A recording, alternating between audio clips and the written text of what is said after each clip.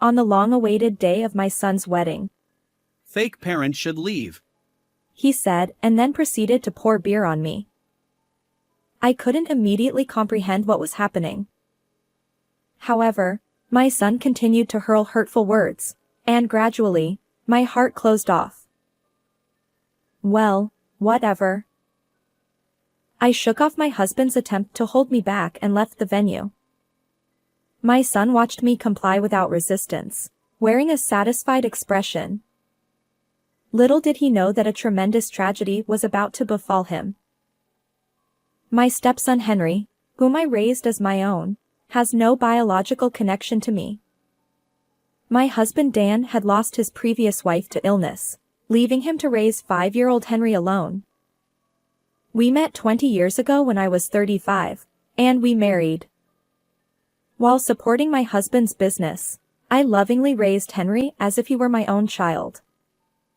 Over time, he grew fond of me, and I fulfilled my parental duties until he reached adulthood.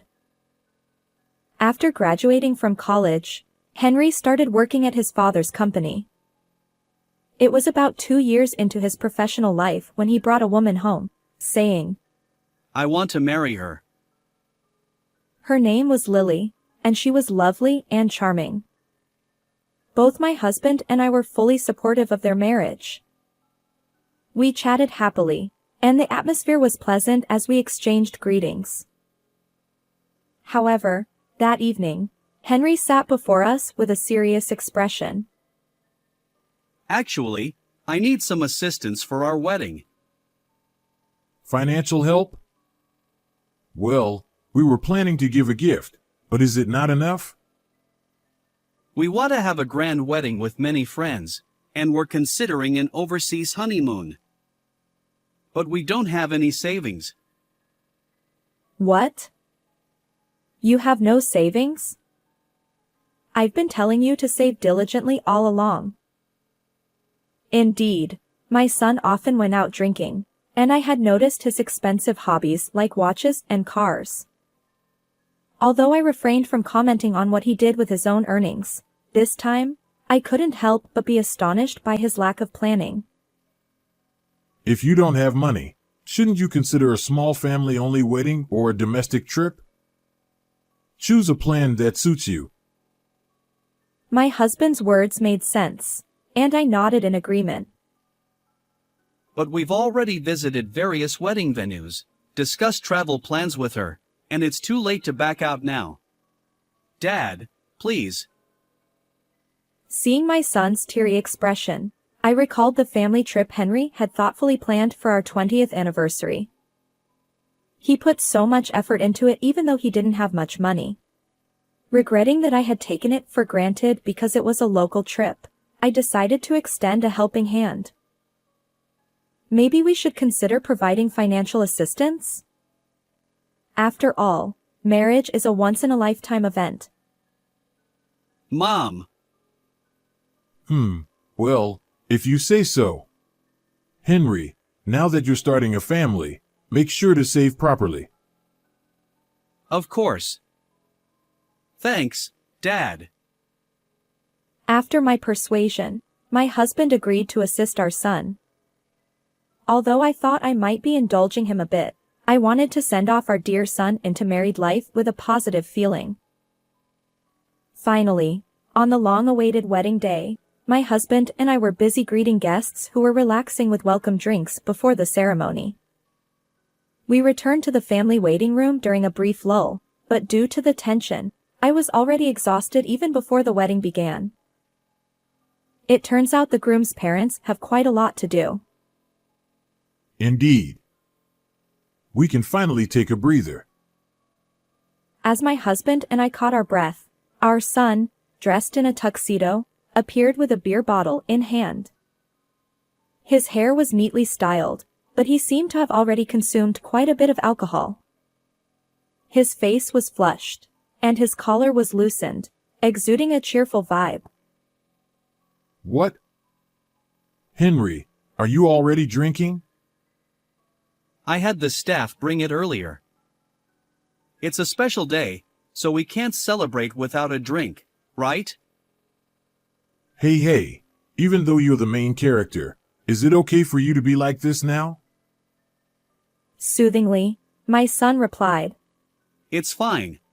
as he handed a glass to my husband and poured beer, exchanging cheerful words.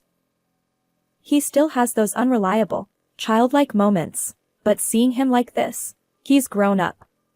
Taller than Dan and confidently wearing his tuxedo, my son reminded me of the little boy from the past. As I watched my son and husband from a slightly distant spot with a happy heart, Henry suddenly turned his gaze toward me and approached. About to express my heartfelt congratulations once again, I began, "Congratulations, truly." But at that moment, something unbelievable happened. Smiling warmly, my son held a beer bottle above my head. Then, without warning, he turned it upside down, drenching me from the top of my head with beer. The liquid dripped down, making a splashing sound, and the scent of alcohol hung in the air. It was so sudden that both my husband and I were left stunned. After a while, I finally raised my head and looked at Henry, utterly bewildered. Now you won't be able to attend the wedding.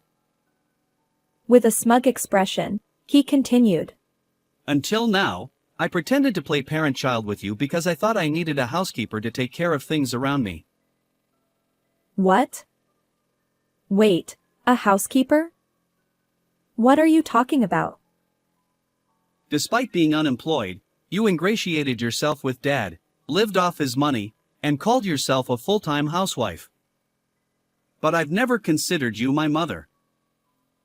Caught off guard by my son's sudden change, I struggled to comprehend. "I've poured genuine affection into you, believing I was your real parent. And yet..." Enough. From now on, Lily will take care of things as my housekeeper. You're not needed. As a fake parent, you won't participate in the wedding. Outsiders can leave. I had raised Henry with love, trying not to make him feel lonely after losing his biological mother. But my one-sided efforts were met with disdain behind the scenes. Hearing Henry's true feelings and facing his verbal attack left me in shock. What kind of words are you saying to your mom? Even Dan, who had heard our son's outburst, rushed over, grabbing Henry's collar and shouting at him. Yet Henry remained unfazed. My son declared arrogantly, Dad, you're also at fault.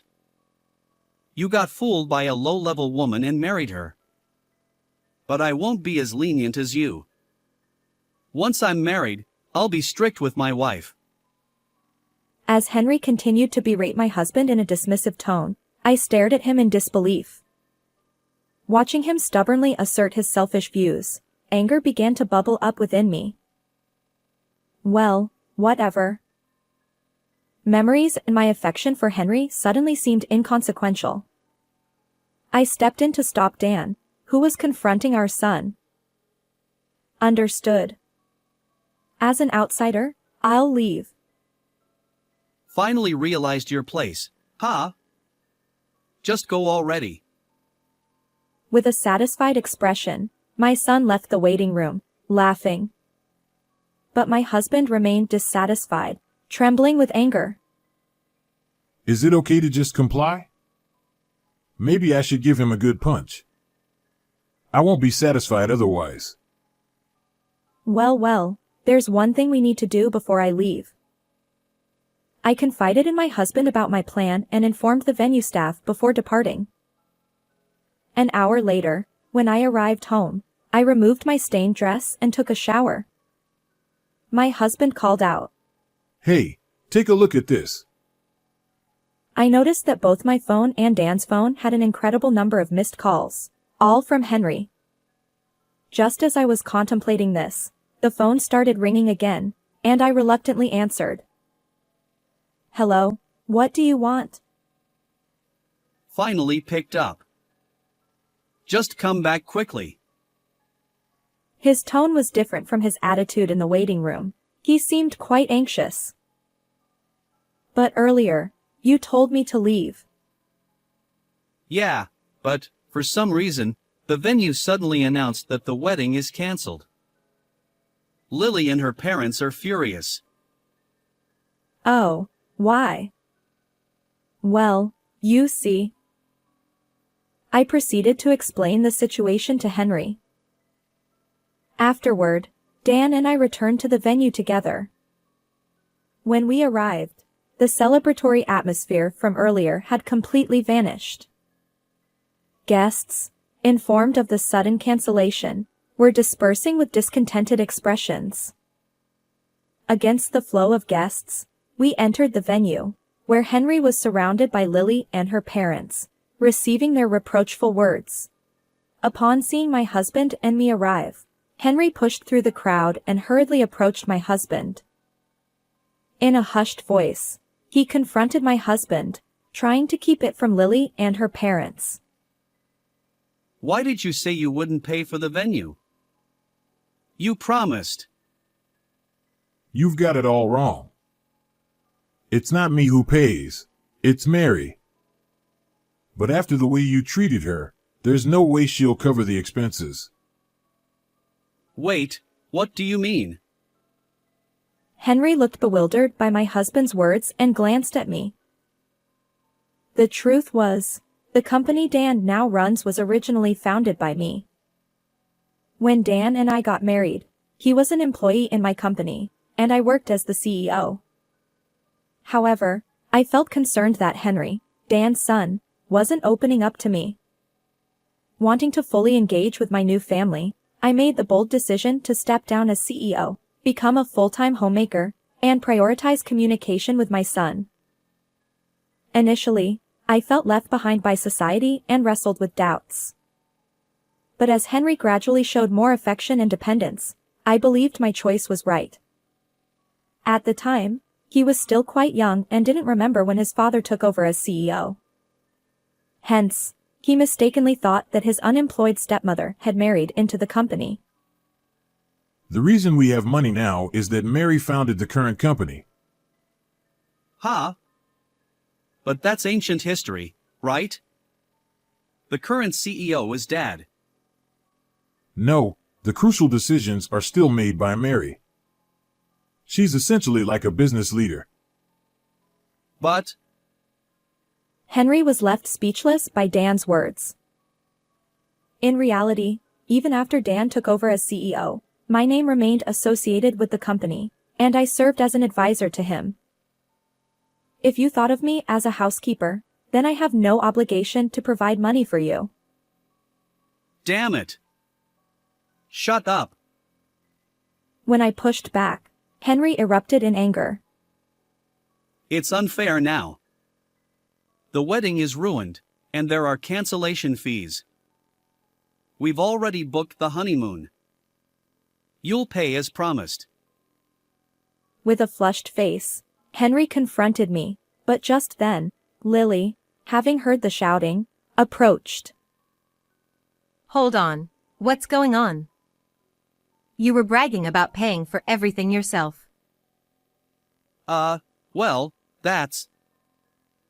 Wait, were you planning to make your parents pay for everything? You're too old for that. How low? It seemed that despite asking us for financial assistance, our son had been trying to impress Lily by pretending to have money. By the way, you said you had no savings, and you mentioned that once you're married, Lily would be like a housekeeper taking care of things, right? Huh? We're both working, so we agreed to share household chores, didn't we? What's going on? Henry stumbled over his words, further berated by Lily. We allowed this marriage because we heard you were the future CEO. But it seems your relationship with your parents isn't great. Are you really okay? Lily's parents, who had observed the exchange, joined in, confronting our son. Well, yes, I'm perfectly fine.